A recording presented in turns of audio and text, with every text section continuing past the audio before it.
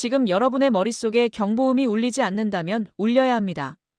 왜냐하면 대출은 사실 끔찍한 사업이기 때문입니다. 정말 끔찍합니다. 만약 여러분이 기술 분석가라면 그냥 가세요. 여기 있고 싶지 않을 겁니다. 하지만 이것이 왜 그렇게 끔찍한지 그 이유는 우리가 흔히 사업에서 원하는 세 가지 요소의 조합이라고 생각하게 된 것 때문입니다. 역사적으로 신용 분야에서는 이 세 가지를 거의 얻을 수 없었습니다. 화면이 사라졌나요? 알겠습니다. 화면에 세 가지가 있었는데요. 슬라이드를 뒤로 돌릴 수 있을까요? 신용사업에서는 다른 어떤 사업과 마찬가지로 빠르게 성장하고 싶어 합니다. 돈을 벌고 싶어 합니다. 그리고 흥미롭게도 신용 분야에서는 실제로 돈을 갚을 대출을 해줘야 합니다. 신용이 성과를 내야 합니다. 그리고 역사적으로 대출에서는 실제로 이 세 가지를 한꺼번에 얻을 수 없다는 것이 거의 정설처럼 되었습니다. 세 가지 중 하나를 얻는데 성공한 사업도 있고, 심지어 두 가지를 얻는데 성공한 사업도 있지만, 한꺼번에 세 가지를 모두 얻는 것은 거의 불가능했습니다. 그것이 사실인 이유는 데이브가 앞서 말한 이유 때문입니다. 대출은 정말 오래된 사업입니다. 인류 문명만큼이나 오래된 5,000년 동안 존재해왔습니다. 시장에는 거의 완벽하게 경쟁적인 방식으로 경쟁하는 수천 명의 플레이어가 있습니다. 그것은 성장이나 신용이라는 다른 무언가를 희생하지 않고는 이익을 얻는 것이 불가능할 것이라고 예상되는 거의 교과서적인 사업입니다. 보통 무언가는 양보해야 합니다. 그리고 그것은 사업에서 있을 수 있는 우주의 근본 법칙에 거의 가깝습니다. 단 한 가지 예외가 있는데 그것은 만약 여러분이 실제로 사업의 기저에 있는 기술적 가정을 바꿀 수 있다면 세 가지 모두를 갖는 것을 불가능하게 만드는 제약을 실제로 풀 수 있다는 것입니다. 그래서 오늘 저는 우리가 구축한 것이 이것을 가능하게 하는 AI 분야에서의 크고 성장하는 우위라는 것을 보여드리고 싶습니다. 어떻게 그럴 수 있는지 이해하기 위해 저는 소비자 신용이 어떻게 이루어지는지에 대한 역사와 우리가 그것을 개선하기 위해 한 일 중 일부를 조금 알려드리는 것으로 시작하겠습니다. 왜냐하면 신용 언더라이팅은 다시 말하지만 매우 오랫동안 해온 매우 성숙한 분야이기 때문입니다. 언더라이팅이란 대출 심사 과정을 말합니다. 사실 이것에 관한 교과서가 아주 많습니다. 아마존에 가서 이것이 어떻게 이루어지는지 그리고 여러분이 어떻게 해야 하는지에 대한 전체 다운로드를 본질적으로 얻을 수 있는 것입니다. 신용평가기관, 은행신용위원회, 대출구매자, 규제기관의 네트워크에 의해 강화되는 매우 강력한 산업규범이 있으며 그들은 모두 대략 같은 것을 하라고 말합니다. 그리고 그것을 위해 우리는 이 교과서 중 하나를 펴서 신용사업을 구축하기 위해 무엇을 해야 하는지 볼 수 있습니다. 물론 가장 먼저 해야 할 일은 소비자를 어떻게 심사할지 파악하는 것입니다. 그리고 심사 모델을 구축하는 첫 번째 단계는 예비 스코어 카드 단계라고 합니다. 예비 스코어 카드 단계에서는 누군가의 신용 위험을 예측할 가능성이 높다고 생각하는 8개에서 15개의 변수를 찾아야 합니다. 20개나 100개나 1000개가 아닙니다. 너무 많을 테니까요.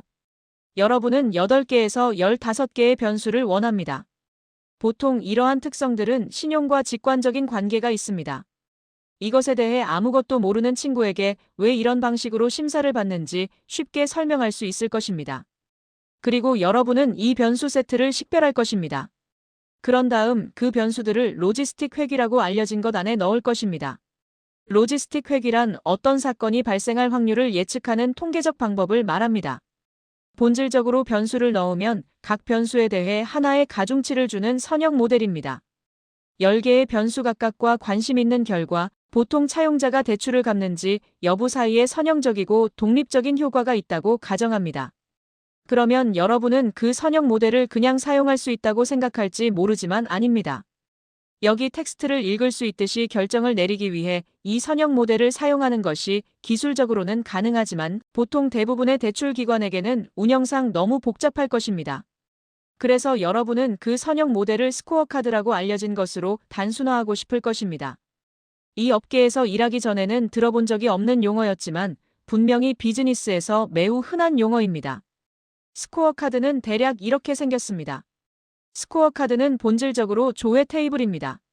누군가가 신용 파일에 0에서 1회의 연체가 있다면 이 대출에서 인식하는 위험의 양에 40점을 더하라는 식입니다. 아마도 이 사람은 지난 6개월 동안 조회가 없었을 것입니다. 그것은 정말 좋은 일입니다. 그리고 여러분은 그에 대해 50점을 줄 것입니다.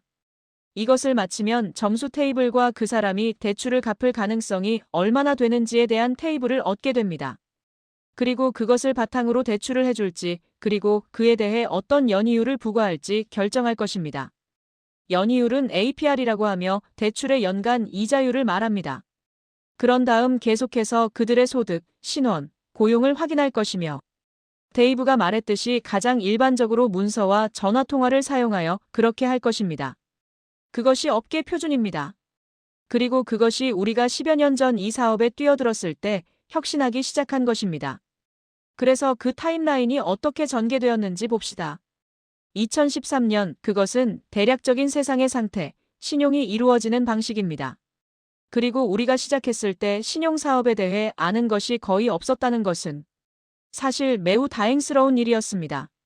우리는 여러 면에서 매우 젊고 매우 순진했습니다. 왜냐하면 그 당시 우리는 데이터가 전혀 없었기 때문입니다. 우리 자신의 훈련 데이터가 하나도 없었습니다. 그리고 우리가 지금 보정된 모델이라고 부르는 것에 도달하는 것, 즉 평균적으로 예상대로 성과를 내는 대출과 성장, 이익, 신용 성과의 3요소를 주도할 만큼 충분한 분리력을 가진 모델을 갖는 것이 매우 긴 여정이 될 것이라는 것을 몰랐습니다. 거기에 도달하는데 5년 이상 걸렸습니다. 만약 그 당시에 그것을 알았다면 우리는 다른 종류의 사업을 시작했을지도 모릅니다. 하지만 우리는 여기에 있습니다. 그래서 저는 기술의 역사에 대해 빠르게 설명해 드리겠습니다. 그때와 지금 사이에 매년 우리가 한 일을 하나씩 빠르게 강조하겠습니다. 그리고 우리가 어떻게 그렇게 다른 것을 만들어냈는지에 대한 직관을 여러분에게 드리기 위해 몇 가지 심층 분석을 할 것입니다. 2014년 제가 말했듯이 훈련 데이터가 없었고 아무것도 없었고 그냥 시작해야 했습니다. 우리가 한 첫 번째 일은 전통적으로 사용된 것과는 다른 신용을 예측할 수 있는 것들을 찾기 위해 제3자 학술 연구를 살펴보는 것이었습니다. 그리고 우리는 누군가가 어디서 학교를 다녔는지, 무엇을 공부했는지, 최고 학력 수준과 같은 교육 데이터를 우연히 발견했습니다. 그리고 이 데이터를 사용하기 위해 우리는 훈련 데이터가 없었기 때문에 모든 제3자 데이터 세트를 가져와서 함께 결합하고 공분산을 빼는 방법을 찾아야 했기 때문에 영리한 통계적 트릭을 많이 생각해내야 했습니다. 공분산이란 두 변수가 함께 변화하는 정도를 나타내는 통계적 지표를 말합니다. 그리고 우리는 해냈습니다. 우리는 버전 1 모델을 출시했습니다. 그리고 실제로 모델에서 변수를 하나만 선택해야 한다면 파이코가 아닐 것이라는 것이 밝혀졌습니다. 파이코는 미국의 대표적인 신용평가 점수입니다. 사실 누군가의 최고 학위나 어디서 학교를 다녔는지와 같은 것을 선택하고 싶을 것입니다. 1:1 기준으로 파이코보다 신용 결과에 더 예측력이 있습니다. 정말 흥미로운 일입니다. 그리고 그 때문에 우리는 적어도 차용자, 세그먼트에 대해 꽤 좋은 분리를 달성한 모델을 바로 구축할 수 있었습니다. 하지만 다시 말하지만 훈련 데이터가 매우 적었기 때문에 우리의 첫 대출 빈티지는 제대로 보정되지 않았고 거기에 도달하는데 더 많은 시간이 걸렸습니다. 다음 해인 2015년 우리는 우리 자신의 훈련 데이터를 조금 갖기 시작했습니다. 그리고 중요하게도 그 훈련 데이터에는 우리가 독특하게 수집하고 있던 데이터에 대한 열들이 함께 제공되었습니다. 그래서 우리는 그 데이터를 좀 더 지능적으로 사용하는 데 투자하기 시작했습니다. 시장 표준이었던 단일 선형 모델을 실행하는 대신 모델 앙상블이라고 불리는 것을 만들었습니다. 그것은 기본적으로 우리가 아주 많은 다른 모델들을 만들었다는 것을 의미했습니다. 어떤 것은 선형이었고 어떤 것은 비선형이었습니다. 그리고 각각 장단점과 잘하는 것들이 있었고 우리는 각 모델이 잘하는 것과 얼마나 좋은지에 따라 이것들의 가중 평균을 취했습니다. 물론 그것은 모델의 예측력을 향상했습니다. 2016년 여러분은 데이브가 전체 과정 없이 차용자를 즉시 승인하는 우리의 능력에 대해 많이 이야기하는 것을 들었습니다. 우리는 우리가 지금 언더라이팅에서 했던 것과 같은 기술 중 일부를 가져와서 과정의 자동화에 적용해보자 라고 말했습니다. 그리고 물론 그것은 많은 이점이 있었습니다. 즉, 누군가가 사기꾼인지 신청서에 대해 거짓말을 하고 있는지 알아내기 위해 훨씬 더 빠른 피드백 루프를 얻는다는 것입니다. 왜냐하면 그러한 신청자들은 훨씬 더 빨리 채무 불이행을 하는 경향이 있기 때문입니다. 누군가가 사기꾼인지 알기 위해 대출의 전체 5년을 기다릴 필요가 없습니다. 좋든 나쁘든 그들이 사기꾼이라면 꽤 빨리 갚지 않는 경향이 있기 때문입니다. 그리고 우리가 대한데이터로 시작했다는 것은 우리에게 정말 좋은 일이었습니다. 왜냐하면 그 대한데이터는 누군가가 즉시 승인되어야 하는지 결정할 수 있는 모델을 구축하는데 정말 유용한 것으로 판명되었기 때문입니다. 누군가의 소득을 확인하는 과정을 거쳐야 하는지 알아내려고 한다고 생각해 보십시오. 어떤 사람이 구글에서 소프트웨어 엔지니어로 일한다고 주장한다면 실제로 카네기 멜론에서 검증된 컴퓨터 과학 학위를 가지고 있다는 것을 아는 것이 정말 유용한 것으로 판명되었습니다. 그것들은 매우 상관관계가 높은 사실이며 하나가 검증되면 다른 하나가 훨씬 더 가능성이 높거나 낮아집니다. 2017년 마침내 그리고 이것이 우리가 공개적으로 AI 머신러닝이라는 용어를 사용하기 시작한 해인데 우리는 마침내 현대적인 머신러닝 방법을 사용하기 시작할 만큼 충분한 데이터를 갖게 되었습니다. 하지만 우리는 즉시 몇 가지 문제에 부딪혔습니다. 그 문제는 거의 모든 현대 머신러닝 알고리즘, 특히 당시에는 그랬지만 지금도 완전한 데이터 문제를 중심으로 설계되었다는 것입니다. 제 말은 고전적인 머신러닝 문제는 개나 고양이의 이미지를 분류하는 것과 같은 문제입니다. 개나 고양이 이미지를 분류하는 경우 한 가지 좋은 점은 이미 정답을 알고 있다는 것입니다. 보통 데이터에 라벨이 지정되어 있어서 어떤 것이 개이고 어떤 것이 고양이인지 알 수 있으며 중요하게도 사진이 개인지 고양이인지 알기 위해 5년을 기다릴 필요가 없습니다. 불행히도 대출은 그 속성을 공유하지 않습니다. 대출에서는 대출을 해주고 좋은 대출인지 나쁜 대출인지 알기 위해 정말 오랜 시간이 걸립니다. 그래서 우리는 XGBoost와 같은 오픈소스에 나와 있는 주요 머신러닝 알고리즘을 이 불완전한 데이터 문제를 처리할 수 있도록 적응시키기 위한 독점적이고 이제는 특허받은 기술을 개발했습니다. XGBoost는 성능이 뛰어난 머신러닝 알고리즘의 하나입니다. 잠시 후에 이 문제에 대해 더 자세히 다루겠습니다. 2018년 우리는 언더라이팅과 과정 자동화에 사용하고 있던 이러한 머신러닝 기술 중 많은 것을 가져와서 우리가 수익과학이라고 부르는 것에 적용하기 시작했습니다. 우리는 전환율과 가격 책정 사이의 상충 관계를 최적화하기 시작했습니다. 모델이 위험에 대한 분리를 증가시키면서 즉 전통적인 모델이 생각하는 것보다 훨씬 더 위험하거나 훨씬 덜 위험하다고 생각하는 차용자를 식별할 수 있게 되면서 개인별 금리 민감도, 금리 기대치, 그리고 업스타트가 소비자의 가능한 대안에 비해 얼마나 많은 가치를 창출하고 있는지에 큰 차이가 생기기 시작했기 때문에 그것은 중요해졌습니다. 어떤 소비자들에게는 우리가 시장에서 볼 수 있는 다른 어떤 것보다 훨씬 더 좋았기 때문입니다. 다른 차용자들에게는 우리는 단지 조금 더 나을 뿐이었습니다. 그리고 또 다른 차용자들에게는 우리는 여전히 최선의 선택이 아니었습니다. 그리고 거기서 포착하려고 노력해야 할 적절한 가치의 양은 각각의 경우에 매우 다릅니다.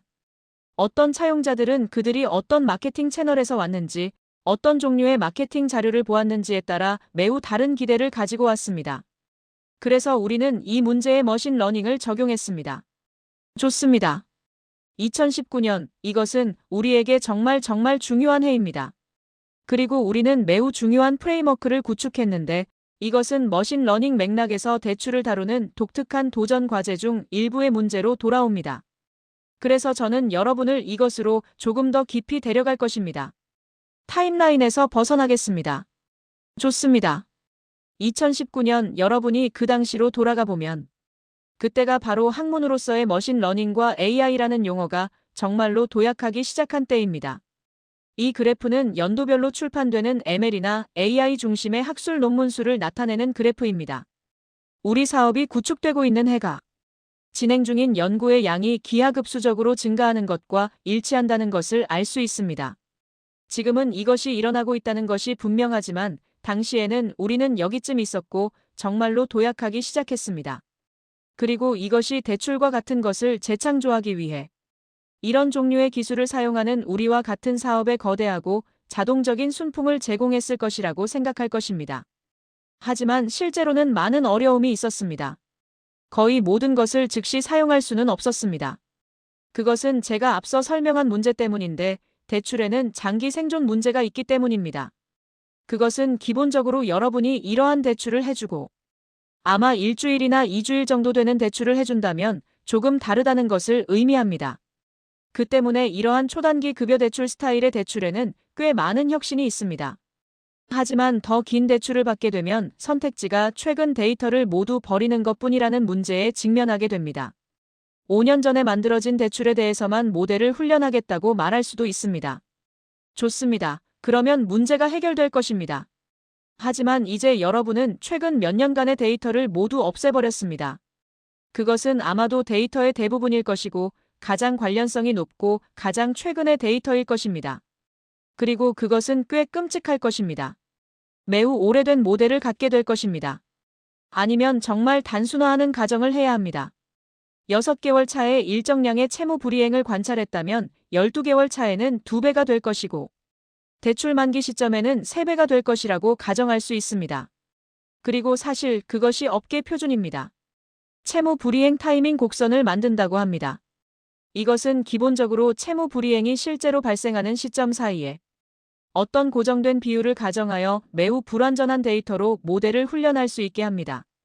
2년 전, 이보다 앞서 제가 언급했듯이 우리는 그 당시에 이 문제를 다루기 시작했습니다. 우리는 이러한 알고리즘 중 일부를 기계적으로 사용할 수 있도록 몇 가지 수학 문제를 풀었지만 이러한 핵심 생존 센서링 피드백 루프 문제 때문에 모든 이점을 아직 파악할 수 없었습니다. 센서링이란 관측되지 않은 데이터가 있는 상태를 말합니다.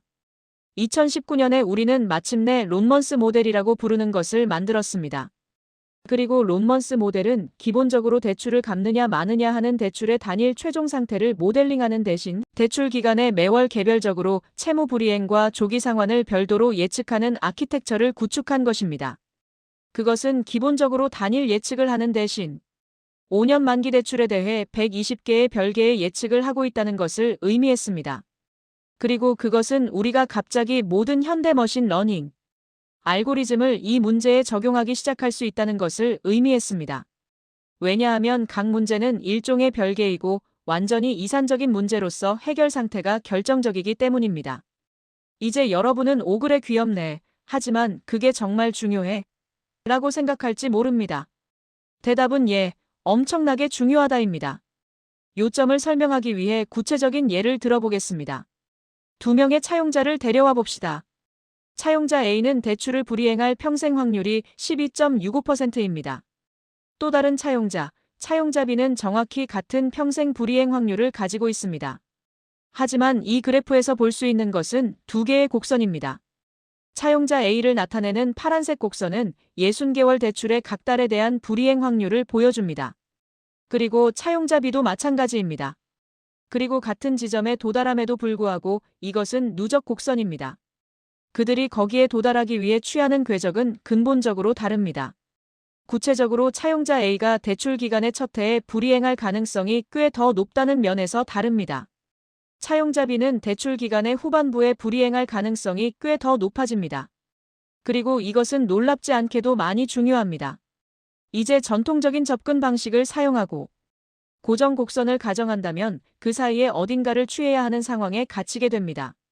그리고 그것이 일어날 일입니다. 모집단에 대해 이 회색 선으로 표시된 평균 타이밍 곡선을 가질 수 있습니다. 이런 개별화된 예측을 할 수 있는 능력을 가진 모델이 없다면 여러분은 그저 그것이 비율이라고 그것이 불이행이 실제로 발생할 것으로 예상하는 때라고 가정할 것입니다. 하지만 여러분은 언더라이팅을 끔찍하게 잘못하게 될 것입니다. 왜냐하면 이 차용자들에게 보험 계리적으로 올바른 연이율은 대출을 갚을 확률이 같음에도 불구하고 정말 다르기 때문입니다. 차용자 A의 최적 연이율, 즉 목표 수익을 정밀하게 해결하는 보험 계리적으로 올바른 것은 16.7%입니다. 차용자 B는 13.09%입니다. 그리고 그 차이 361 베이시스 포인트는 매우 큰 숫자입니다. 베이시스 포인트는 이자율을 나타내는 단위로 1베이시스 포인트는 0.01%입니다. 그리고 여기서 전통적인 접근 방식을 취하고 있다면 본질적으로 한 방향 또는 다른 방향으로 수백 베이시스 포인트 틀리도록 강요당하는 셈입니다. 그리고 론먼스 모델 프레임워크를 통해 우리는 그 문제를 해결할 수 있었습니다. 좋습니다. 다시 이 타임라인으로 돌아와서 우리는 2019년에 있습니다. 우리는 몇 가지 문제를 해결했습니다. 2020년 물론 우리의 훈련 데이터가 이제 기하급수적으로 증가하고 있는 것을 볼 수 있습니다.